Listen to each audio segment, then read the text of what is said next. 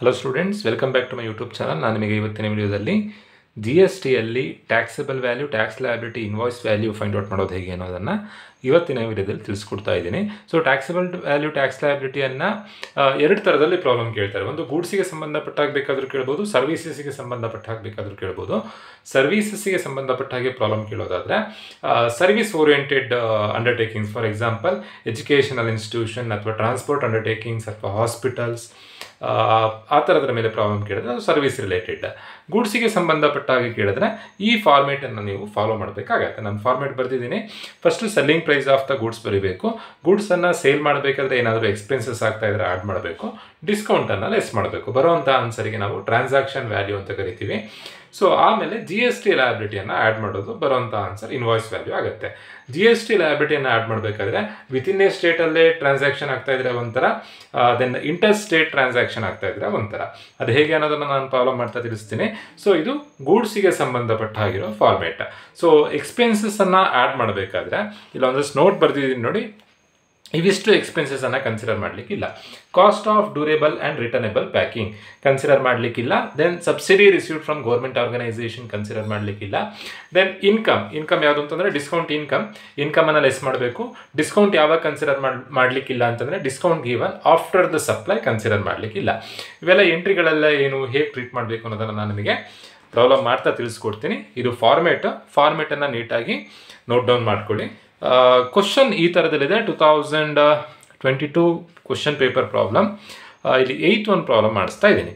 Mister Raghu, a registered dealer in Chandigarh, make supply of goods to mister Kiran, a registered dealer located in Chandigarh. So ಯಾರ್ಯಾರ ನಡುವೆ transaction ಆಗ್ತಾ ಇದೆ ಅಂತಂದರೆ ರಾಘು ಮತ್ತು ಕಿರಣ್ ಅವರ ನಡುವೆ ಟ್ರಾನ್ಸಾಕ್ಷನ್ ಆಗ್ತಾ ಇದೆ. ರಾಘು ಇರೋದು ಚಂಡೀಗಢಲ್ಲಿ, ಕಿರಣ್ ಇರೋದು ಚಂಡೀಗಢಲ್ಲಿ. ಸೊ ಇಬ್ಬರೂ ಕೂಡ ಒಂದೇ ಸ್ಟೇಟಲ್ಲೇ ಇದ್ದಾರೆ. ಇದು ಸ್ಟೇಟ್ ಅಲ್ಲ, ಯೂನಿಯನ್ ಟೆರೋಟರಿ ಚಂಡೀಗಢ, ಅಂದರೆ ಕೇಂದ್ರಾಡಳಿತ ಪ್ರದೇಶ. ಸೊ ಇಬ್ಬರೂ ಕೂಡ ಒಂದೇ ಯೂನಿಯನ್ ಟೆರೋಟರಿಯಲ್ಲಿ ಇದ್ದಾರೆ. ಸೊ ಇದಕ್ಕೆ ನಾವು ಇಂಟ್ರಾ ಸ್ಟೇಟ್ ಅಂತ ಅಂತೀವಿ. ನೋಡಿ, ಎರಡು ಥರ ಟ್ರಾನ್ಸಾಕ್ಷನ್ ಇದೆ. ಒಂದು inter state transaction, intra state transaction. Inter state ಅಂತಂದರೆ ಅದೇ ರಾಜ್ಯದೊಳಗಡೆ ಟ್ರಾನ್ಸಾಕ್ಷನ್ ಆಗ್ತಾ ಇದ್ದಾರೆ. ಅಂದರೆ ಇಬ್ಬರು ಕೂಡ ತಗೊಳ್ಳೋನು ದೆನ್ ಮಾರೋನು ಇಬ್ಬರು ಕೂಡ ಒಂದೇ ರಾಜ್ಯದಲ್ಲೇ ಇದ್ದರೆ ಅದಕ್ಕೆ ನಾವು intra state, within A state ಅಂತ ಅಂತೀವಿ. Within A state, intra state transaction ಅಂತ ಕರಿತೀವಿ. ಸಪೋಸ್ ಏನಾದರೂ ಇಬ್ಬರು ಬೇರೆ ಬೇರೆ ರಾಜ್ಯದಲ್ಲಿದ್ದರೆ, ಒಬ್ಬ ಕರ್ನಾಟಕದಲ್ಲಿ ಇರ್ತಾನೆ, ಒಬ್ಬ ಮಹಾರಾಷ್ಟ್ರದಲ್ಲಿ ಇರ್ತಾನೆ, ವ್ಯಾಪಾರ ಆಗ್ತಾ ಇರುತ್ತೆ. ಅದಕ್ಕೆ ನಾವು ಇಂಟರ್ ಸ್ಟೇಟ್ ಟ್ರಾನ್ಸಾಕ್ಷನ್ ಅಂತ ಅಂತೀವಿ. ಅದು ವೆರಿ ಇಂಪಾರ್ಟೆಂಟ್. ಅದನ್ನು ಫಸ್ಟ್ ನೀವು ಐಡೆಂಟಿಫೈ ಮಾಡಬೇಕು. ಏನಕ್ಕೆ ಅಂತಂದರೆ ಇಂಟರ್ ಸ್ಟೇಟ್ ಟ್ರಾನ್ಸಾಕ್ಷನ್ ಆದರೆ, ಅಂದರೆ ವಿತಿನ್ ಎ ಸ್ಟೇಟ್, ಇಬ್ಬರೂ ಕೂಡ ವಿತಿನ್ ಎ ಸ್ಟೇಟಲ್ಲಿದ್ದರೆ ಅವಾಗ CGST, SGST ಬರುತ್ತೆ. Central goods and service tax, state goods and service tax ಬರುತ್ತೆ ವಿತಿನ್ ಎ ಸ್ಟೇಟಲ್ಲಿದ್ದರೆ. ಬಟ್ ಏನಾದರೂ ಇಂಟರ್ ಸ್ಟೇಟ್ ಆದರೆ, ಬೇರೆ ಬೇರೆ ರಾಜ್ಯದಲ್ಲಿದ್ದರೆ ಅವಾಗ IGST ಬರುತ್ತೆ. ಬಟ್ ಈ ಪ್ರಾಬ್ಲಮಲ್ಲಿ ಸ್ಟೇಟ್ ಕೊಟ್ಟಿರೋದಲ್ಲ, ಯೂನಿಯನ್ ಟೆರಿಟರಿ ಕೊಟ್ಟಿದ್ದಾರೆ. ಸೊ CGST ದೆನ್ UTGST ಬರುತ್ತೆ. Central goods and service tax, union territory goods and service tax ಬರುತ್ತೆ. ಏನು ಇನ್ಫಾರ್ಮೇಷನ್ ಕೊಟ್ಟಿದ್ದಾರೆ ಅಂತಂದರೆ 2.5 ಲಕ್ಷ ರೂಪಾಯಿದು ಏನೊಂದು ವ್ಯಾಪಾರ ಮಾಡ್ತಾ ಇದ್ದಾರೆ, ಯಾವುದೋ ಒಂದು ಗೂಡ್ಸನ್ನು. Packing charges, commission, design charges ಎಲ್ಲ ಕೊಟ್ಟಿದ್ದಾರೆ. ಟ್ರೇಡ್ ಡಿಸ್ಕೌಂಟ್ ಕೂಡ ಕೊಟ್ಟಿದ್ದಾರೆ. GST ರೇಟ್ 12% ಅಂತೆ. ಎಷ್ಟು GST ಕಟ್ಟಬೇಕು ಅನ್ನೋದನ್ನು ನೀವು ಫೈಂಡ್ ಔಟ್ ಮಾಡಬೇಕು. GST ಎಷ್ಟು ಅಂತ ಕಟ್ಟೋದನ್ನು ಫೈಂಡ್ ಔಟ್ ಮಾಡೋದಕ್ಕಿಂತ ಮುಂಚೆ ನೀವು ಟ್ಯಾಕ್ಸಬಲ್ ವ್ಯಾಲ್ಯೂ ಅಥವಾ ಟ್ರಾನ್ಸಾಕ್ಷನ್ ವ್ಯಾಲ್ಯೂ ಫೈಂಡ್ ಔಟ್ ಮಾಡ್ಕೊಳ್ಬೇಕಾಗತ್ತೆ. ಏನಕ್ಕೆಂದರೆ GSTಯನ್ನು ಪೇಮೆಂಟ್ ಮಾಡೋದು ಟ್ಯಾಕ್ಸಬಲ್ ವ್ಯಾಲ್ಯೂ ಮೇಲೆ. ಸೊ ಹೇಗೆ ಫೈಂಡ್ ಔಟ್ ಮಾಡಬೇಕು ಅಂತಂದರೆ, ಫಸ್ಟ್ ನಾನು ಇಲ್ಲಿ ಹೆಡ್ಡಿಂಗ್ ಹಾಕ್ಕೊಂಡಿದ್ದೀನಿ, computation of taxable value and tax liability. First ಏನು ಬರ್ಕೊಳ್ಬೇಕು ಅಂತಂದರೆ value of the goods. Value of the goods ಎಷ್ಟು ರೂಪಾಯಿದು ವ್ಯಾಪಾರ ಆಗ್ತಾ ಇದೆ. ಸೊ ಇದನ್ನು ಡೈರೆಕ್ಟಾಗಿ ಕೊಡಬೇಕು ಅಂತಿಲ್ಲ. ಒಂದು 100 ಯೂನಿಟನ್ನು ವ್ಯಾಪಾರ ಮಾಡ್ತಿದ್ದಾರೆ, 1 ಯೂನಿಟಿಗೆ 50 ರೂಪಾಯಿ ಹಾಕಿಕೊಟ್ರೆ ನೀವೇ ಮಲ್ಟಿಪ್ಲೈ ಮಾಡಿ ಬರೀಬೇಕು. ಬಟ್ ಈ ಪ್ರಾಬ್ಲಮ್ನಲ್ಲಿ ಡೈರೆಕ್ಟಾಗಿ ಕೊಟ್ಟಿದ್ದಾರೆ. ರಾಘು ಅನ್ನೋರು ಕಿರಣ್ ಅನ್ನೋರಿಗೆ 2.5 ಲಕ್ಷ ರೂಪಾಯಿದು ಗೂಡ್ಸನ್ನು ಸಪ್ಲೈ ಮಾಡ್ತಾ ಇದ್ದಾರೆ. ವ್ಯಾಲ್ಯೂ ಆಫ್ ದ ಗೂಡ್ಸ್ ಎಷ್ಟು ಅಂತಂದರೆ 2,50,000. ಸೊ ಏನಾದರೂ ಸೇಲ್ ಮಾಡಬೇಕಾದ್ರೆ ಎಕ್ಸ್ಪೆನ್ಸಸ್ ಆಗ್ತಾ ಇದ್ದರೆ ಆ್ಯಡ್ ಮಾಡಬೇಕು. ಅದನ್ನು items to be added under section 15 subsection 2 ಅಂತ ಬರ್ಕೊಳ್ಬೇಕು. Items to be added under section 15 subsection 2. So transportation charges ಆಗ್ಬೋದು, ಲೋಡಿಂಗ್ ಚಾರ್ಜಸ್ ಆಗ್ಬೋದು, ಏನೇನು ಎಕ್ಸ್ಪೆನ್ಸಸ್ ಇರುತ್ತೋ ಎಲ್ಲದನ್ನು ಆ್ಯಡ್ ಮಾಡ್ತಾ ಹೋಗೋದು. ಏನೇನು ಎಕ್ಸ್ಪೆನ್ಸಸ್ ಇದೆ, ಪ್ಯಾಕಿಂಗ್ ಚಾರ್ಜಸ್ ಇದೆ, ಕಮಿಷನ್ ಚಾರ್ಜಸ್ ಇದೆ, ಡಿಸೈನಿಂಗ್ ಚಾರ್ಜಸ್ ಇದೆ. ಸೊ ಆ ಮೂರನ್ನು ನಾನು ಇಲ್ಲಿ ಬರ್ಕೊಳ್ತಾ ಇದ್ದೀನಿ. ಸೊ ಮೂರನ್ನು ಬರ್ಕೊಂಡಿದ್ದೀನಿ. ಪ್ಯಾಕಿಂಗ್ ಚಾರ್ಜಸ್ 500 ಇದೆ. ದೆನ್ ಡಿಸೈನಿಂಗ್ ಚಾರ್ಜಸ್ 1000 ಇದೆ. ಕಮಿಷನ್ ಚಾರ್ಜಸ್ 1000 ಇದೆ. ಡಿಸೈನಿಂಗ್ ಚಾರ್ಜಸ್ 3500 ಇದೆ. ಸೊ ಇವಿಷ್ಟು ಎಕ್ಸ್ಪೆನ್ಸಸ್ ಇದೆ. ಎಕ್ಸ್ಪೆನ್ಸಸ್ ಎಲ್ಲದನ್ನು ಆ್ಯಡ್ ಮಾಡೋದು. ಸೊ ಆ್ಯಡ್ ಮಾಡಿದಾಗ ಬರೋವಂಥ answer 2,50,000 plus 500 plus 1000 plus 3500 add ಮಾಡಿದಾಗ 2,55,000 ಬರುತ್ತೆ. 2,55,000 ಲೆಸ್ ಮಾಡಬೇಕಾದ್ರೆ ಒಂದೇ ಎಂಟ್ರಿ ಬರೋದು ಯಾವುದು ಅಂತಂದರೆ ಡಿಸ್ಕೌಂಟ್ ಮಾತ್ರ. Items to be deducted under section 15 subsection 3. So deduct ಮಾಡಲಿಕ್ಕೆ ಒಂದೇ ಎಂಟ್ರಿ, ಇನ್ಕಮ್ ಒಂದೇ ಎಂಟ್ರಿ. ಯಾವುದು ಅಂತಂದರೆ ಟ್ರೇಡ್ ಡಿಸ್ಕೌಂಟ್. ಟ್ರೇಡ್ ಡಿಸ್ಕೌಂಟನ್ನು ಕ್ವಶನಲ್ಲೇ ಕೊಟ್ಟಿರ್ತಾರೆ. ಅಮೌಂಟ್ ಬೇಕಾದರೂ ಕೊಡ್ಬೋದು, ಪರ್ಸಂಟೇಜ್ ಬೇಕಾದರೂ ಕೊಡ್ಬೋದು. ಅಮೌಂಟ್ ಕೊಟ್ಟರೆ ಡೈರೆಕ್ಟಾಗಿ ಬರ್ಕೊಳ್ಳೋದು, ಪರ್ಸಂಟೇಜ್ ಕೊಟ್ಟರೆ ಫೈಂಡ್ ಔಟ್ ಮಾಡಿ ಬರ್ಕೊಳ್ಬೇಕು. ಪರ್ಸಂಟೇಜ್ ಎಷ್ಟಂತೆ 1% ಅಂತ ಕೊಟ್ಟಿದ್ದಾರೆ. ಸೊ ಯಾವುದ್ರ ಮೇಲೆ 1% ಕ್ಯಾಲ್ಕುಲೇಷನ್ ಮಾಡಬೇಕು ಅಂತಂದರೆ ಎಷ್ಟು ರೂಪಾಯಿಗೆ ಗೂಡ್ಸನ್ನು ಸಪ್ಲೈ ಮಾಡ್ತಿರ್ತಾರೋ ಒರಿಜಿನಲ್ ಅಮೌಂಟ್ ಏನಿದೆಯೋ ಆ ಅಮೌಂಟನ್ನು ಬರ್ಕೊಳ್ಬೇಕು. ಎಕ್ಸ್ಪೆನ್ಸಸ್ಸನ್ನು ಆ್ಯಡ್ ಮಾಡಿದ್ಮೇಲೆ ಬರುವಂಥ ಅಮೌಂಟ್ ಅಲ್ಲ. ಸ್ಟಾರ್ಟಿಂಗ್ನಲ್ಲಿ ಒರಿಜಿನಲ್ ಅಮೌಂಟ್ ಎಷ್ಟಿದೆ, ಇನ್ವಾಯ್ಸ್ ವ್ಯಾಲ್ಯೂ ಎಷ್ಟಿದೆ, 2,50,000 ಇದೆ. ಸೊ ಆ ಅಮೌಂಟನ್ನು ಬರ್ಕೊಳ್ಬೇಕು. 2,50,000 ಇಂಟು 1%.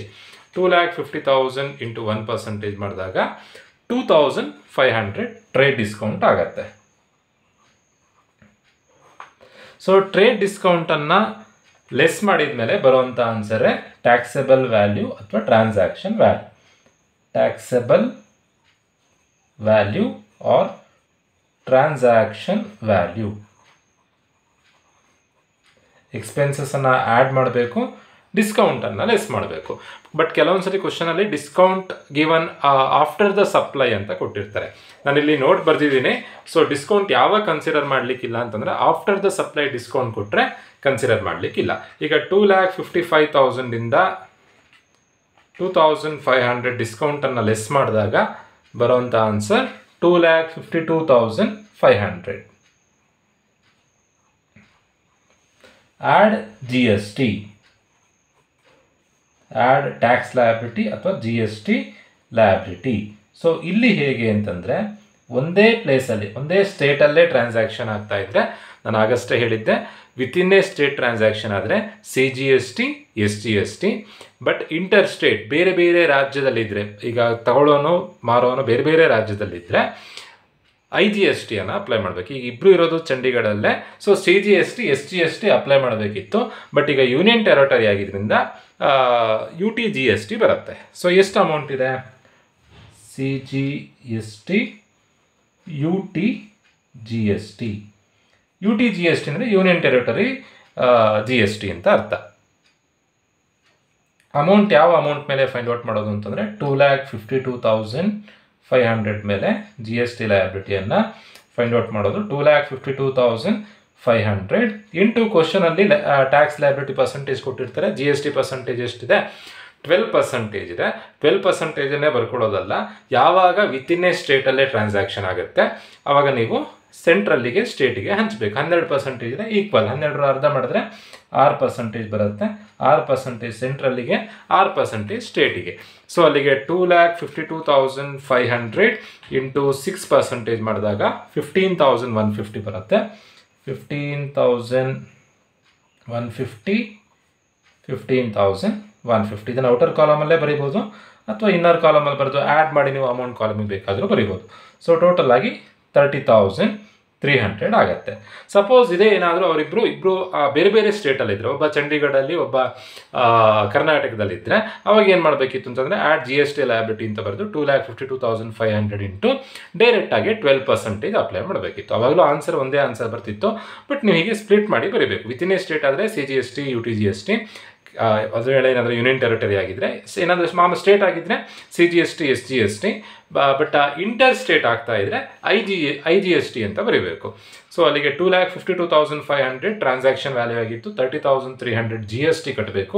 ಸೊ ಹಾಗಾದರೆ ಇನ್ವಾಯ್ಸ್ ವ್ಯಾಲ್ಯೂ ಟೋಟಲ್ ಆಗಿ ಎಷ್ಟು ಕಟ್ಟಬೇಕು ಅಂತಂದರೆ, invoice value equals 2,52,500 plus 30,300. Final answer ಎಷ್ಟು ಅಂತಂದರೆ 2,82,800. 2,82,800. ಈ ಥರದಲ್ಲಿ ನೀವು ಪ್ರಾಬ್ಲಮನ್ನು ಮಾಡಬೇಕಾಗತ್ತೆ. ಹೋಪ್ ಎಲ್ರಿಗೂ ವಿಡಿಯೋ ಅರ್ಥ ಆಗಿದೆ ಅಂತ ಅಂದ್ಕೊಳ್ತಾ ಇವತ್ತಿನ ವಿಡಿಯೋ ಮುಗಿಸ್ತಾ ಇದ್ದೀನಿ. Thank you.